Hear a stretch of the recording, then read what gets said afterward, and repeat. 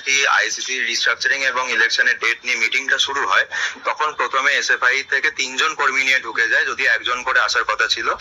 সমস্ত সংগঠনের প্রতিনিধিদেরকে আটকে দেয় এবং তালা মেরে তারা বাইরে থেকে হুমকি দিতে থাকে যে তোদের লাশ ফেলে দেবো, এবং তালা মেরে তারা বাইরে থেকে হুমকি দিতে থাকে যে তোদের লাশ ফেলে দেবো, এবং তালা মেরে তারা বাইরে থেকে হুমকি দিতে থাকে যে তোদের লাশ ফেলে দেবো। এই হুমকিটা দেওয়াটাকে আমরা মনে করছি যে এই ক্যাম্পাসের মধ্যে দীর্ঘ 5 বছর যখন ইলেকশন হয়নি, এসএফআই 2020 সেই ইলেকশনে জেতার পর থেকে মনে করেছে এই ক্যাম্পাসে তাদের একচ্ছত্র রাজ চলছে, এবং তারা নানা সময় বিরোধী মতের ছাত্রছাত্রীদের পোস্টার ছিঁড়ে দেওয়া, তাদেরকে মারধরের হুমকি দেওয়া। এমনকি আপনারা শুনলেন, এই ইন্দ্রানুজ বলছে এসএফআই নাকি তাদেরকে লাশ ফেলে দেওয়ার হুমকি দিয়েছিল। ইন্দ্রানুজের বক্তব্য, যাকে আজকে মোহাম্মদ সেলিম সুজন চক্রবর্তী দেখতে যাচ্ছেন। ইন্দ্রানুজের বক্তব্য হচ্ছে এসএফআই তাদের পোস্টার ছিঁড়ে দেয়, ইত্যাদি ইত্যাদি কাজকর্ম করে। তো এখন আমার প্রশ্ন হচ্ছে এসএফআই এর নেতাদের কাছে, ইন্দ্রানুজের এই বক্তব্য কি সঠিক? যদি সঠিক হয়, বেঠিক হলে আপনারা বলবেন, আর যদি সঠিক হয় তাহলে এই ইন্দ্রানুজের আহত হওয়ার পেছনে সত্যি সত্যি যে তার ভয় আপনারা তার লাশ ফেলে দেবেন, কোথাও আপনাদের কারসাজি ছিল না তো, যে সামনের দিকে দৌড়তে দৌড়তে ইন্দ্রানুজ বুঝতে পারেনি? সেইটাও কিন্তু আমাদের সামনে আমার মনে হয় জানার অবকাশ রয়েছে, এবং এটাই এসএফআই নেতাদের উত্তর দেওয়ার প্রয়োজন আছে। তৃতীয় কথা কি, এই যাদবপুর বিশ্ববিদ্যালয়ে আমরা আজ থেকে প্রায় 2 বছর আগে আমাদের এক ভাইকে হারিয়েছি, স্বপ্নকে হারিয়েছি। এই যাদবপুরে যে ঘটনাগুলো ঘটেছে, সেই ঘটনাগুলোর জন্য আমাদের প্রত্যেককে, ইনক্লুডিং আপনাদের সংবাদ মাধ্যমকে নির্ভর করতে হচ্ছে সেখান থেকে যে টুকরো টুকরো ভিডিও উঠে এসছে তার উপর।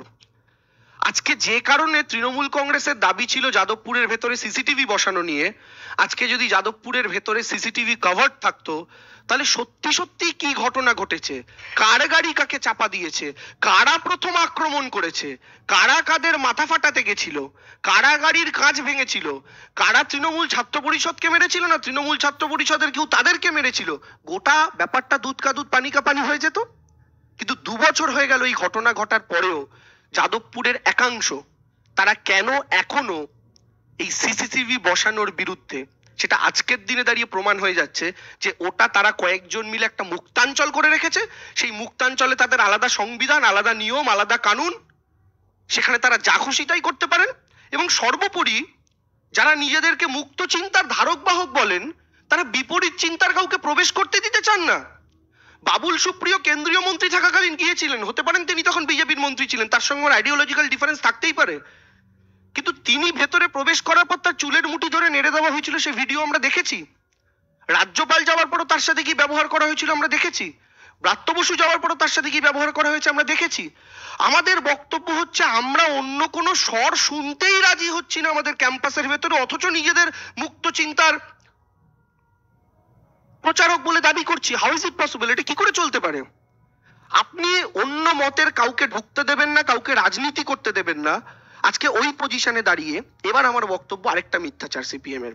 তারা বলছে যে ব্রাত্য বসুর থেকে বারবার আমরা সময় চাইছিলাম, আমরা কিছু বলতে চাইছিলাম, কিন্তু আমাদের বলতে দেওয়া হচ্ছিল না, আমাদের কথা শোনা হচ্ছিল না। তাহলে এটা কি কমরেড?